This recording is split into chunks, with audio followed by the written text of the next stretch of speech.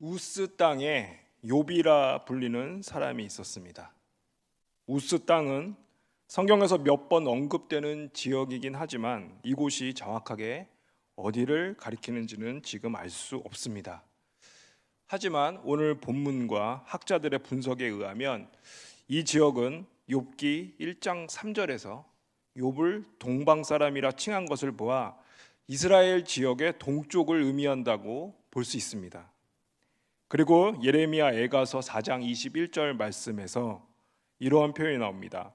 우스 땅에 사는 딸 에돔아 즐거워하며 기뻐하라 라는 표현이 나옵니다. 그렇게 이 두 구절을 근거로 삼아서 우스 땅은 아마 이스라엘 동쪽 지역의 에돔 땅일 것이라고 추측을 할 수 있습니다.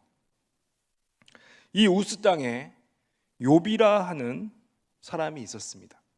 그런데 이 사람은 온전하고 정직하여 하나님을 경외하며 악에서 떠난 사람이었습니다. 이것은 한 사람을 설명하는데 거의 완벽하다고 느낄 만큼의 칭찬이 담긴 말입니다. 온전하다 함이 무엇입니까? 온전하다 하는 표현은 완전하다, 완벽에 가깝다는 표현입니다. 여기서 온전을 의미하는 히브리어가 탐이라는 단어입니다. 학자들의 해석에 의하면 이 탐은 완전함, 결함이 없는 것을 의미합니다. 또 표준 새 번역에서는 이 탐을 흠이 없음이라고 번역하였습니다. 즉 한치의 소홀함도 찾아볼 수 없는 완전함을 나타낸다고 볼 수 있습니다. 우리 주님께서도 우리에게 이 온전함을 요구하셨습니다. 마태복음 5장 48절 말씀입니다. 그러므로 하늘에 계신 너희 아버지의 온전하신가 같이 너희도 온전하라. 이 말씀을 의지하여 온전함이라는 단어를 생각하면 이 온전함은 하나님의 속성이십니다. 우리 아버지 하나님의 완벽하심과 완전하심의 속성을 오늘 이야기의 주인공인 욥이 가지고 있었다는 것입니다. 어찌 보면 마태복음 5장 48절 말씀을 너희는 욥과 같이 온전한 사람이 되라라고 받아들일 수도 있겠습니다. 이 온전하다는 말을 더 강조하기 위해 온전함의 하위 개념인 온전한 속성들을 욥기 본문은 계속해서 이야기하고 있습니다. 그가 정직하고 하나님을 경외하며 악에서 떠난 사람이라는 것입니다. 정직한 온전, 하나님을 경외하는 온전, 악에서 떠나 선에 거하는 온전함이 있는 인물, 그가 바로 오늘 이야기의 주인공인 욥입니다. 그는 영적으로 온전할 뿐 아니라 육적으로도 많은 복을 받은 사람이었습니다. 그는 아들 7과 딸 3을 가진 자였습니다. 이것도 또한 완전함을 나타냅니다. 성경에서 7이라는 수는 완전을 의미합니다. 그가 아들 7을 가졌다는 것은 더할 나위 없이 완전한 그러한 자녀의 복을 받았음을 우리에게 말해주고 있습니다. 그리고 성경의 7과 더불어 10도 또한 완전수입니다. 아들 7에서 3을 더하면 10이 되는데요, 이 3을 아들이 아닌 딸이 채움으로 해서 아들뿐만 아니라 딸도 있으며 아들과 딸이 모두 합하여 더불어 완전한 10을 이루는, 즉 완전한 자녀의 복도 받은 사람으로 성경은 욥을 우리에게 소개해주고 있는 것입니다. 그리고 욥기 1장 3절 말씀을 보시면 그의 소유물이 양이 7,000마리요 낙타가 3,000마리요 소가 500결이요 암나귀가 500마리이며 종도 많이 있었다라고 합니다. 이 재산들도 또한 완전수로 이루어져 있습니다. 양이 7,000에 낙타가 3,000이면 합치면 1만입니다. 이 만도 10의 배수죠. 아까 설명해드린 대로 10은 완전수입니다. 소와 암나귀도 마찬가지입니다. 소가 500마리이고 암나귀가 500마리, 그래서 합해서 1000마리입니다. 1000도 10의 배수이지요. 완전수인 것입니다. 이것도 또한 욥이 얼마나 완전하게 많은 재산을 가지고 있었는지를 우리에게 설명해주고 있는 것입니다. 그리고 여기까지의 내용을 성경은 1장 3절 마지막에서 한 문장으로 정리합니다. 뭐라고 그러죠? 이 사람은 동방 사람 중에서 가장 훌륭한 자라. 즉 욥은 영적으로도 육적으로도 큰 복을 받은, 그리고 도덕적으로도 정직하며 악에서 떠난 아주 훌륭한 인물인 것입니다. 게다가 그가 하나님을 경외하는 것은 타의 추종을 부러워할 정도로 아주 작은 흠집도 경계하는 모습을 우리에게 말씀해 줍니다. 1장 4절 5절 말씀입니다. 그의 아들들이 자기 생일에 각각 자기의 집에서 잔치를 베풀고 그의 누이 3명도 청하여 함께 먹고 마시더라. 그들이 차례대로 잔치를 끝내면 욥이 그들을 불러다가 성결하게 하되 아침에 일어나서 그들의 명수대로 번제를 드렸으니 이는 욥이 말하기를 혹시 내 아들들이 죄를 범하여 마음으로 하나님을 욕되게 하였을까 함이라. 욥의 행위가 항상 이러하였더라. 즉 욥은 자녀들이 잔치를 베풀고 먹고 마시는 상황에서 혹시나 술에 취하거나 아니면 흥에 겨워서 하나님께서 좋게 여기시지 않는 그러한 행위를 했을까 봐 잔치가 끝난 다음 날 아침 일찍 자녀들을 불러서 혹시나 일어났을 수도 있는 그런 불미스러운 일들을 회개하게 하는 그러한 성결의 번제를 드렸습니다. 그런 불미스러운 일들이 외적으로 겉모양으로 나타났으면 당연히 자복하고 회개하며 하나님 앞에 용서를 구해야 하는 것인데요, 외적인 것뿐만이 아니라 보이지 않는 마음으로도 하나님을 욕되게 하였을까 봐 이것까지 경계하였다고 합니다. 마치 예수님께서 간음에 대한 강화 말씀을 하실 때에 여인을 보고 음욕을 품는 자마다 이미 간음을 저질렀다고 하셨던 말씀이 생각나는 구절입니다. 우리의 마음의 범죄는 겉으로 보이지 않아도 이미 하나님 앞에서는 죄를 짓게 되는 것입니다. 욥은 이렇게 지혜로운 사람이었습니다. 하나님께서 원하시는 것을 그는 알고 있었으며 어느 작은 소홀한 잘못도 하나님 앞에서 범하지 않기 위해서 그 마음에 일어나는 작은 실수가 있을까 봐 성결케 하는 번제를 올려드리는 정말 온전하며 동방 모든 사람 중에서 가장 훌륭한 자였음이 틀림없습니다. 그러던 어느 날 6절 말씀을 보시면 1장 6절 말씀입니다. 6절 말씀을 보시면 하루는 하나님의 아들들이 와서 여호와 앞에 섰고 사탄도 그들 가운데 왔다 하고 하였습니다. 여기서 하나님의 아들들이 나오는데요, 이 하나님의 아들들은 천상에서 하나님을 섬기는 초자연적인 존재들, 즉 왕 앞에 모인 신하들처럼 하나님 앞에 모인 천상의 존재들을 가리킵니다. 근데 어떤 한때에 하나님의 아들들이 와서 하나님 앞에 섰고 또 본문 보시면 사탄도 그들 가운데 왔습니다. 여기서 사탄이라는 단어가 등장합니다. 구약 성경에 사탄이라는 단어가 15번 사용되는데요, 역대상 21장 1절에서 한 번, 또 시편에서 한 번, 또 스가랴서에서 2번 사용이 되고 나머지 11번은 이 욥기 1장 2장에 집중되어 있습니다. 그러면 이렇게 욥기서에 집중되어 사용된 이 사탄의 단어에 대해서 좀 더 들여다보겠습니다. 오늘 본문에 대한 세계 성서공회 연합회 해설에 의하면요, 사탄은 대적이라는 뜻을 지니고 있습니다. 이 이름은 사탄이 인간의 적대자로 여겨졌음을 나타냅니다. 사탄은 오늘 본문에서 악마라기보다는 오히려 악마의 대변인 역할을 하는 그러한 초자연적인 존재로 등장을 합니다. 따라서 1장 6절의 말씀의 분위기는 어떤 재판이 열리고 있는 그러한 법정의 모습을 띠고 있습니다. 하나님이 재판장이시고 하나님의 아들들이 그 앞에 있고 또 사탄이 욥을 대적하여 그를 하나님께 고발하는 그러한 모습이 그려지고 있는 것이죠. 오늘 본문 말씀인 욥기 1장 7절에서 9절까지의 말씀을 제가 받들어 봉독하겠습니다. 먼저 하나님께서 말씀하십니다. 여호와께서 사탄에게 이르시되 내가 어디서 왔느냐? 사탄이 여호와께 대답하여 이르되 땅을 두루 돌아 여기저기 다녀왔나이다. 여호와께서 사탄에게 이르시되 내가 내 종 욥을 주의하여 보았느냐? 그와 같이 온전하고 정직하여 하나님을 경외하며 악에서 떠난 자는 세상에 없느니라. 사탄이 여호와께 대답하여 이르되 욥이 어찌 까닭없이 하나님을 경외하리이까? 사탄은 욥을 칭찬하는 하나님의 말씀에 수긍하고 동의하기보다는 욥을 대적하는 모습을 보입니다.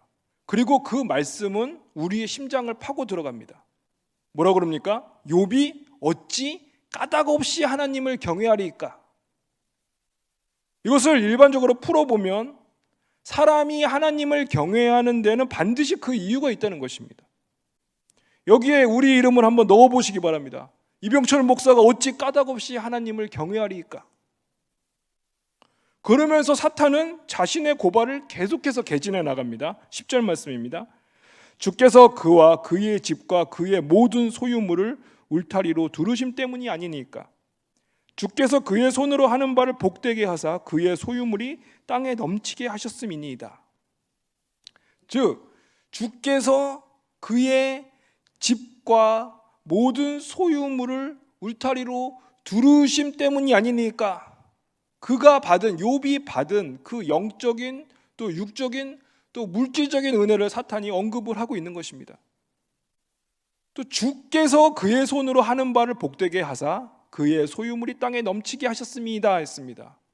그 은혜를 누가 주셨다? 하나님께서 주셨다고 말하고 있습니다. 즉 하나님께서 이 모든 은혜를 욥에게 주셨기 때문에, 그에게 복을 땅에 넘치게 주셨기 때문에 그가 당연히 하나님을 경외하는 것이 아니겠습니까? 라고 말하는 것이죠. 사랑하는 여러분, 여러분은 하나님을 왜 경외하십니까? 아니, 하나님을 왜 믿으십니까? 이것이 바로 우리가 오늘 같이 생각하고자 하는 주제입니다. 사탄은 당연하다는 듯이 하나님께 말합니다. 하나님이 복을 이렇게 넘치게 주시니 욥이 하나님을 경외하는 것 아닙니까? 그리고 계속 이야기합니다. 11절입니다. 이제 주의 손을 펴서 그의 모든 소유물을 치소서. 그리하시면 틀림없이 주를 향하여 욕하지 않겠나이까? 그가 넘치도록 받은 복을 거두소서. 그러면 틀림없이 주님을 욕할 것입니다.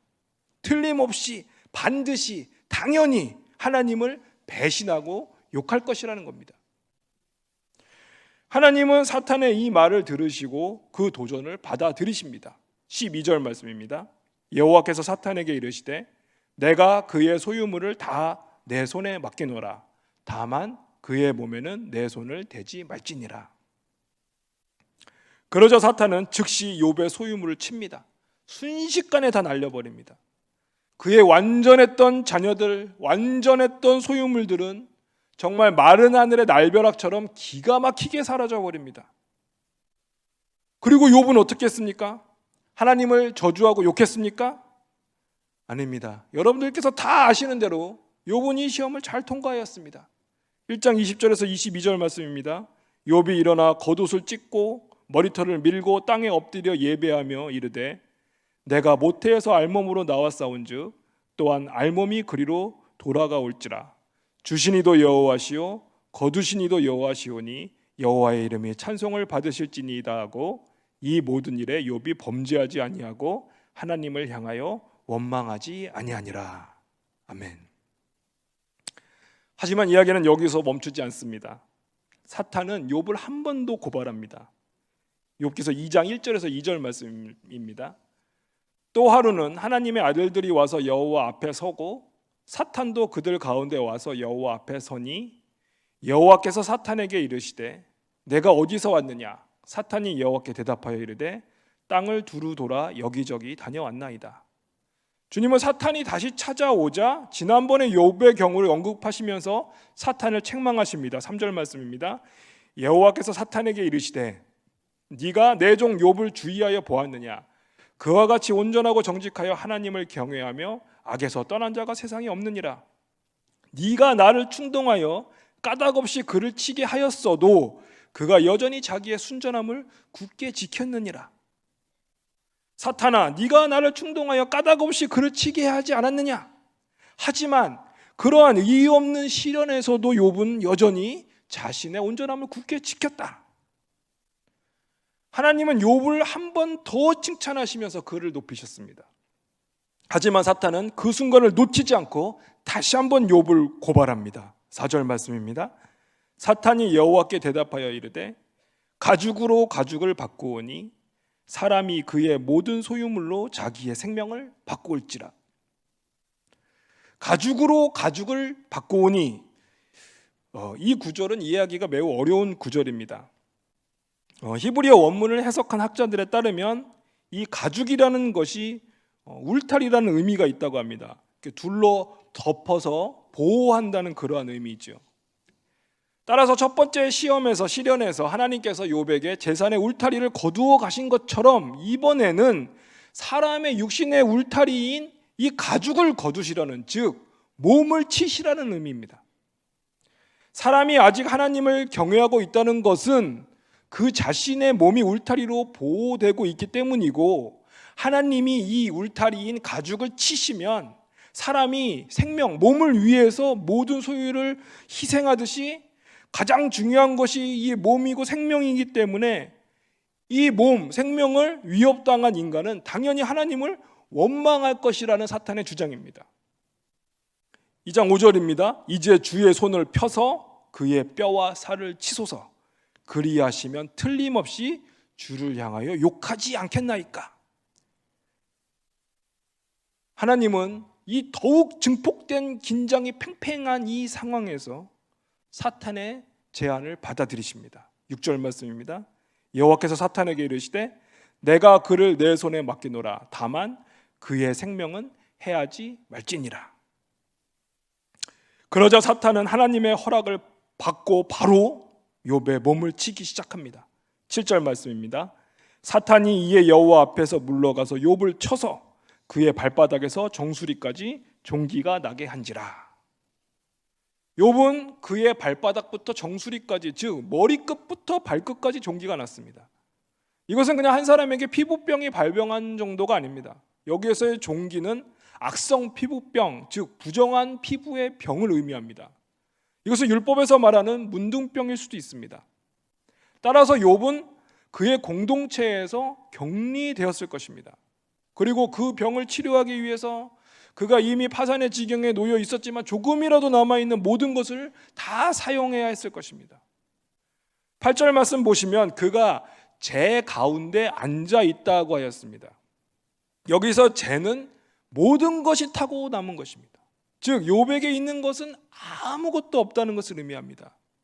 그의 모든 것이 다 타고 사라져버리고 이제 재만 남아있고, 이 절망의 나락 속에서 온몸이 종기로 덮여서 질그릇 조각으로 몸을 벅벅 긁고 있는 욥을 한번 상상해 보십시오. 그리고 그가 재 가운데 앉아 있다고 하는 것은 그가 마을 안에, 집 안에 있지 아니하고 더러운 것을 불로 태워 처리하는 그런 소각장 같은 곳에 앉아 있다고도 볼 수 있습니다. 한마디로 그는 끝장이 난 것입니다. 오죽 상황이 처참했으면 멀리서 이 소식을 듣고 찾아온 친구들이 한마디 위로의 말도 하지 못하고 아연실색합니다. 2장 11절에서 13절까지의 말씀입니다. 그때의 욥의 친구 세 사람이 이 모든 재앙이 그에게 내렸다 함을 듣고 각각 자기 지역에서부터 이르렀으니 곧 대만 사람 엘리바스와 수아 사람 빌닷과 나아마 사람 소발이라. 그들이 욥을 위문하고 위로하려 하여 서로 약속하고 오더니 눈을 들어 멀리 보매 그가 욥인 줄을 알기 어렵게 되었으므로 그들이 일제히 소리질러 울며 각각 자기의 겉옷을 찢고 하늘을 향하여 티끌을 날리어 자기 머리에 뿌리고 밤낮 7일 동안 그와 함께 땅에 앉았으나 욥의 고통이 심함을 보므로 그에게 한마디도 말하는 자가 없었더라. 이 끔찍한 고통과 절망 속에 있는 자에게 무슨 위로의 말을 전할 수가 있겠습니까? 그리고 이 부분에서 그의 부인이 처음으로 등장합니다. 첫 번째 재산이 다 없어졌던 시련에서 아무런 말을 하지 않았던 그 부인은 두 번째 시련에 처음으로 등장하여 욥에게 험한 말을 합니다. 9절 말씀, 2장 9절 말씀입니다. 그의 아내가 그에게 이르되 당신이 그래도 자기의 온전함을 굳게 지키느냐? 하나님을 욕하고 죽으라. 이래도 네가 하나님을 경외하느냐? 하나님을 욕하고 죽으라.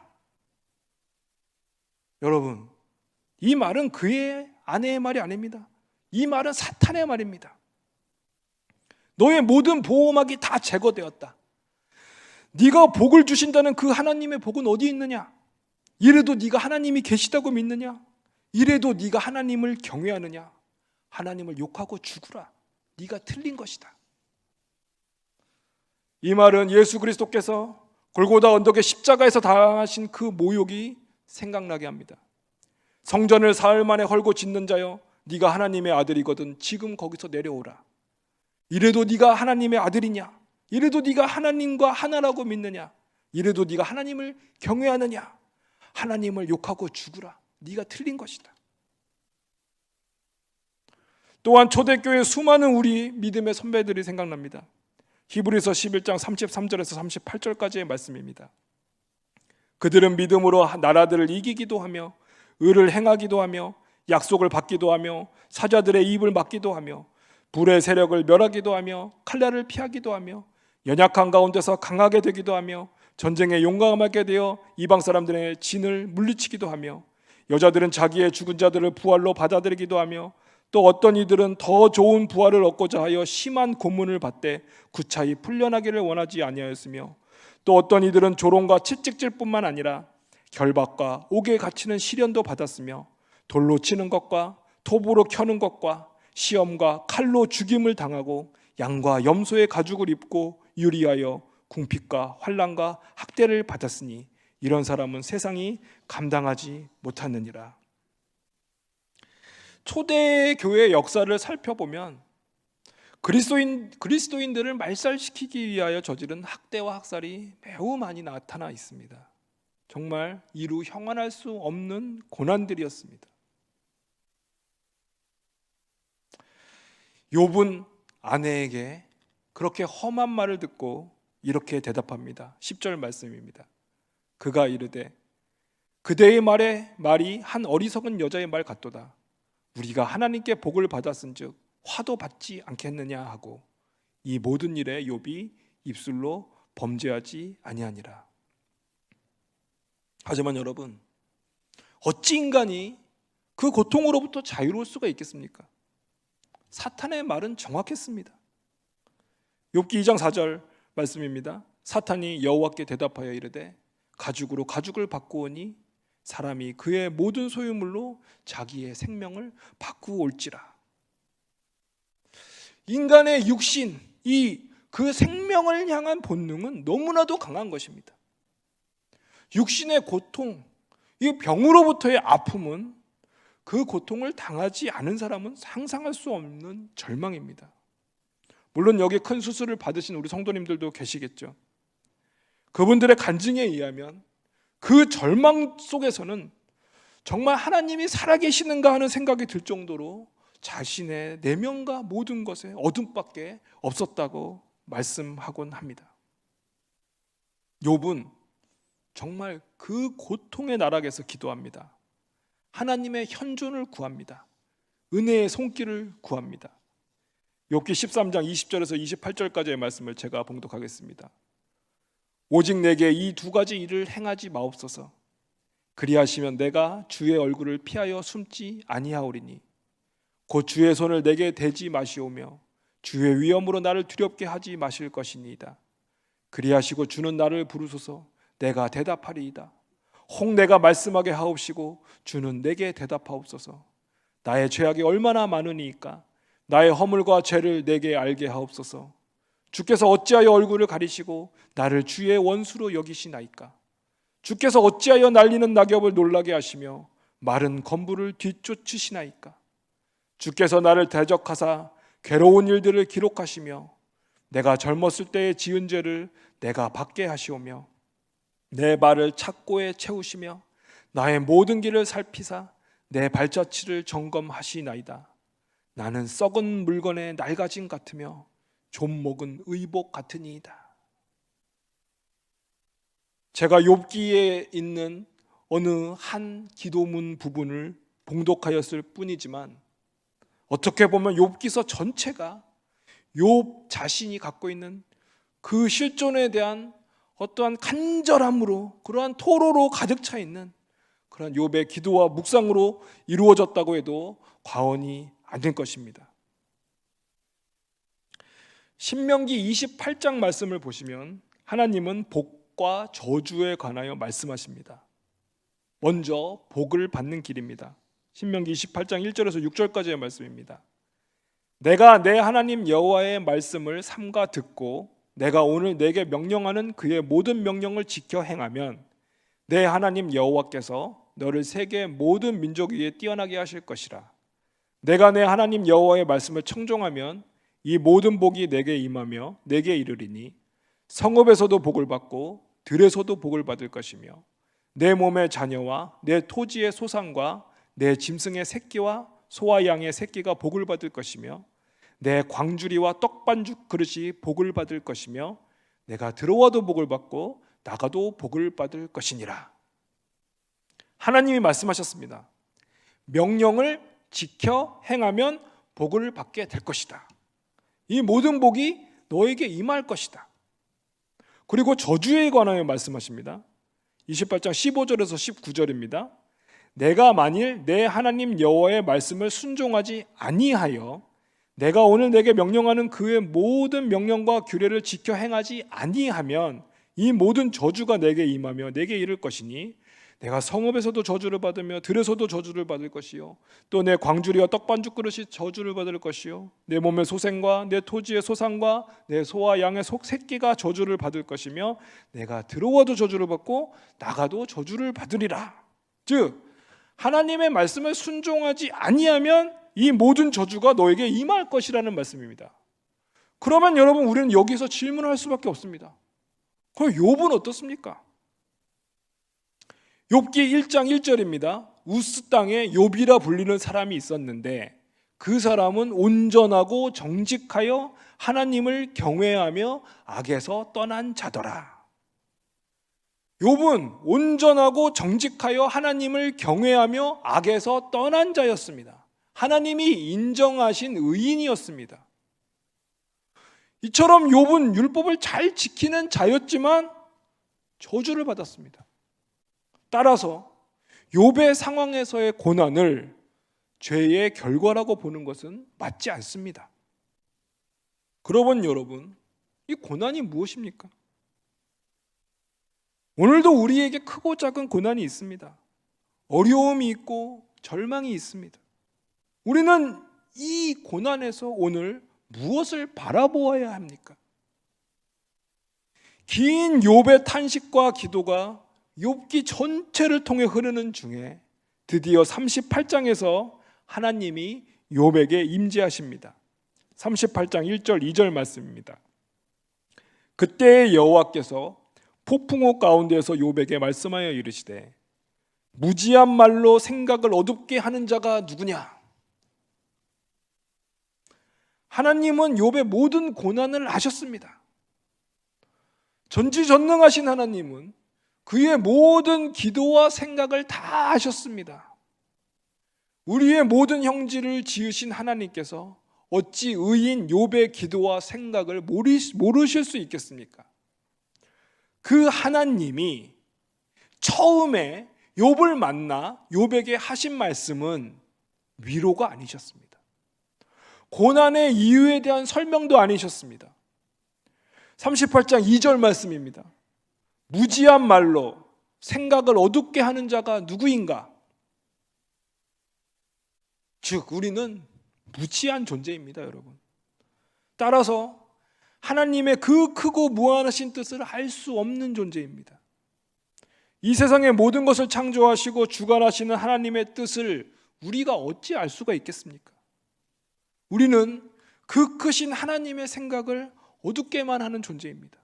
따라서 안타까운 사실이지만 우리는 고난의 이유를 알 수 없습니다. 그렇다면 우리는 이 설명할 수 없는 고난 속에서 그저 체념하고 신음하며 삶을 살아내야만 하는 것일까요? 이사야서 53장 4절에서 6절까지의 말씀을 제가 봉독하겠습니다. 그는 실로 우리의 질고를 지고 우리의 슬픔을 당하였거늘 우리는 생각하기를 그는 징벌을 받아 하나님께 맞으며 고난을 당한다 하였노라. 그가 찔림은 우리의 허물 때문이요 그가 상함은 우리의 죄악 때문이라. 그가 징계를 받음으로 우리는 평안을 누리고 그가 채찍에 맞음으로 우리는 나음을 받았도다. 우리는 다 양 같아서 그릇 행하여 각기 제 길로 갔거늘 여호와께서는 우리 모두의 죄악을 그에게 담당시키셨도다. 아멘. 참 사람이자 참 하나님이신 예수 그리스도께서 인간으로 오셨습니다. 고난을 당하시기 위하여 오셨습니다. 우리의 모든 짐을 대신 지시기 위하여 오셨습니다. 우리가 이해할 수 없는 고난, 우리가 감히 상상할 수도 없는 그 고난, 오직 하나님만이 그 이유를 아시는 이 고난의 문제를 해결하시기 위하여 우리 주님이 오신 것입니다. 그리고 그 그리스도의 십자가의 보혈로 우리의 고난을 또 우리의 모든 죄악을 다 사하여 주셨습니다. 무효화시키셨습니다. 우리의 모든 고난과 고통을 다 탕감시키셨습니다. 이사야서 25장 6절에서 8절까지의 말씀입니다. 만군의 여호와께서 이 산에서 만민을 위하여 기름진 것과 오래 저장하였던 포도주로 연회를 베푸시리니 곧 골수가 가득한 기름진 것과 오래 저장하였던 맑은 포도주로 하실 것이며 또 이 산에서 모든 민족의 얼굴을 가린 가리개와 열방 위에 덮인 덮개를 제하시며 사망을 영원히 멸하실 것이라. 주 여호와께서 모든 얼굴에서 눈물을 씻기시며 자기 백성의 수치를 온 천하에서 제하시리라. 여호와께서 이같이 말씀하셨느니라. 아멘. 우리의 모든 고통과 고난과 재앙과 재난을 다 제하여 버리시겠다는 이 예언, 사망을 영원히 멸하실 것이라는 이 예언, 모든 얼굴에서 눈물을 씻기실 것이라는 이 예언, 주의 백성의 수치를 온 천하에서 제하여 버리신다는 이 예언이 무엇입니까? 바로 우리 주 예수 그리스도십니다. 그분으로 인하여, 그로 인하여 예수 그리스도, 지금도 오늘도 이 순간에도 주님은 우리를 은혜로 초청하고 계시는 것 아니겠습니까? 마태복음 11장 28절 말씀을 봉독합니다. 수고하고 무거운 짐짐자들아 다 내게로 오라. 내가 너희를 쉬게 하리라. 사랑하는 여러분, 고난의 끝은 어딘가요? 우리는 알 수가 없습니다. 우리는 희망도 알 수 없습니다. 사랑하는 여러분, 우리에게 진정한 희망이 무엇입니까? 문제의 해결입니까? 근데 과연 이 세상에서 해결된다는 것이 가능합니까? 해결이라는 것이 우리의 삶에 존재할 수가 있습니까? 베드로전서 1장 3절에서 4절 말씀입니다. 우리 주 예수 그리스도의 아버지 하나님을 찬송하리로다. 그의 많으신 긍휼대로 예수 그리스도를 죽은 자 가운데서 부활하게 하심으로 말미암아 우리를 거듭나게 하사 산 소망이 있게 하시며 썩지 않고 더럽지 않고 쇠하지 아니하는 유업을 있게 하시나니 곧 너희를 위하여 하늘에 간직하신 것이라. 우리의 소망, 우리의 산 소망은 바로 예수 그리스도이십니다. 우리의 희망은 예수 그리스도이십니다. 여러분, 이 예수 그리스도를 굳게 붙드시기 바랍니다. 히브리서 1장 1절에서 3절까지의 말씀입니다. 옛적의 선지자들을 통하여 여러 부분과 여러 모양으로 우리 조상들에게 말씀하신 하나님이 이 모든 날 마지막에는 아들을 통하여 우리에게 말씀하셨으니 이 아들을 만유의 상속자로 세우시고 또 그로 말미암아 모든 세계를 지으셨느니라. 이는 하나님의 영광의 광채시요 그 본체의 형상이시라. 그의 능력의 말씀으로 만물을 붙드시며 죄를 정결하게 하는 일을 하시고 높은 곳에 계신 지극히 크신 이의 우편에 앉으셨느니라. 아멘. 계속해서 히브리서 10장 19절에서 25절입니다. 그러므로 형제들아 우리가 예수의 피를 힘입어 성소에 들어갈 담력을 얻었나니 그 길은 우리를 위하여 휘장 가운데로 열어놓으신 새로운 살 길이요 휘장은 곧 그의 육체니라. 또 하나님의 집 다스리는 큰 제사장이 계심에 우리가 마음의 뿌림을 받아 악한 양심으로부터 벗어나고 몸은 맑은 물로 씻음을 받았으니 참 마음과 온전한 믿음으로 하나님께 나아가자. 또 약속하신 이는 미쁘시니 우리가 믿는 도리의 소망을 움직이지 말며 굳게 잡고 서로 돌아보아 사랑과 선행을 격려하며 모이기를 패하는 어떤 사람들의 습관과 같이 하지 말고 오직 권하여 그날이 가까움을 볼수록 더욱 그러하자. 아멘. 사탄은 욥이 하나님을 믿는 이유는 세상의 복 때문이라고 했습니다.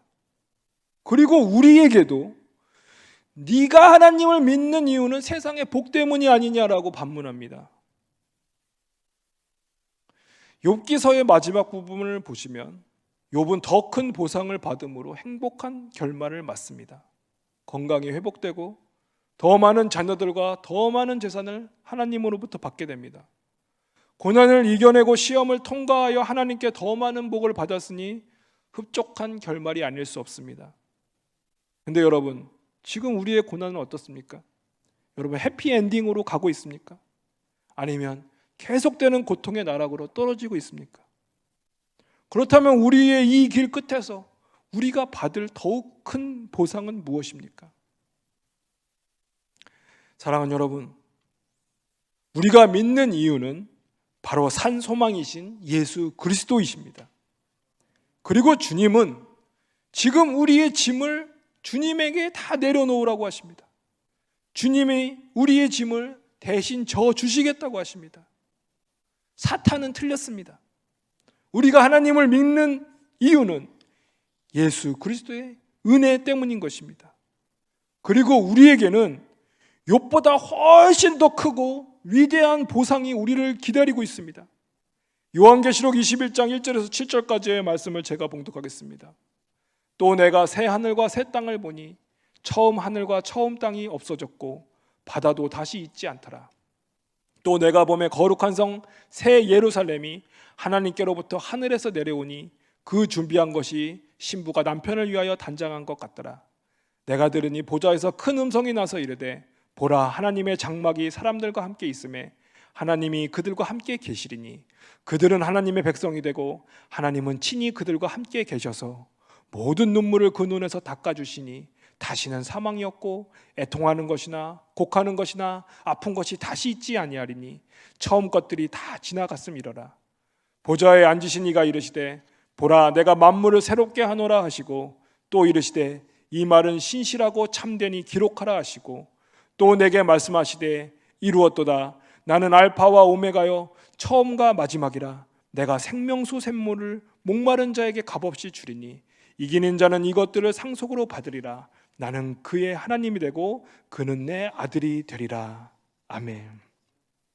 사랑하는 여러분, 우리는 많이 부족합니다. 당대의 의인도 아니고 하나님께 죄를 많이 짓는 어리석고 약한 존재들입니다. 하지만 우리에게는 우리 주 예수 그리스도께서 함께 하십니다. 우리는 연약하지만 주께서 함께 하심으로 말미암아 우리는 온전하게 됩니다. 사랑하는 여러분, 고난 중에서 주님을 바라보시기 바랍니다. 주님께서 지금 여러분에게 손을 내밀고 계십니다. 우리가 믿는 이유가 무엇입니까? 바로 주 예수 그리스도의 은혜 때문입니다. 이 은혜를 꼭 붙드시기 바랍니다. 그리고 또 오늘 하루를, 또 내일 하루를 살아내시기 바랍니다. 저 천국에 들어가는 그날까지 우리의 삶은 고되겠지만 주님의 손을 꼭 붙들고 간다면 우리는 더 이상 피곤하지 않을 것입니다. 우리가 믿는 이유인 예수 그리스도를 꼭 붙들고 승리하시는 저와 여러분들이 되시기를 간절히 소망합니다. 기도하시겠습니다. 하나님 아버지, 저희는 저희가 어디로 가고 있는지 모릅니다. 저희 앞에 놓여 있는 길을 도무지 알지 못합니다. 그 길이 어디에서 끝나는지도 확실히 알 수 없습니다. 또 저희 자신을 제대로 알지도 못하고 또 저희가 하나님의 뜻을 따른다고 생각한다고 해서 저희가 진짜 그렇게 하고 있다고도 할 수도 없습니다. 아버지 하나님, 그러나 주님을 기쁘게 해드리고자 하는 그 간절함이 주님을 기쁘게 해드린다고 저희는 믿습니다. 그리고 저희가 하는 모든 일에서 그런 간절함이 드러나기를 바랍니다. 아버지 하나님, 그리고 저희가 비록 길을 잃은 듯이 보이고 죽음의 그늘진 골짜기를 간다 하더라도 저희는 언제나 주님을 믿을 것입니다. 주님께서 저희와 함께 계실 것이므로, 그리고 주님은 저희가 온갖 위험을 홀로 당하도록 내버려 두시지 않을 것임을 믿기에 저희는 두려워하지 않을 것입니다. 주님, 간절히 바라옵고 원하오니 우리를 주님의 큰 사랑으로 안아 주시옵시고 우리를 불쌍히 여기사 오직 산 소망이신 예수 그리스도를 통하여 영광을 입게 하여 주시옵소서. 우리 서문의 성도들을 사랑하셔서 이 산자들의 땅에서 하늘의 은총을 맛보며 하늘아버지의 무한하신 은혜 안에서 삶의 의미와 기쁨을 누릴 수 있도록 우리를 축복하여 주시옵소서. 귀하신 예수 그리스도 이름으로 기도드리옵나이다. 아멘.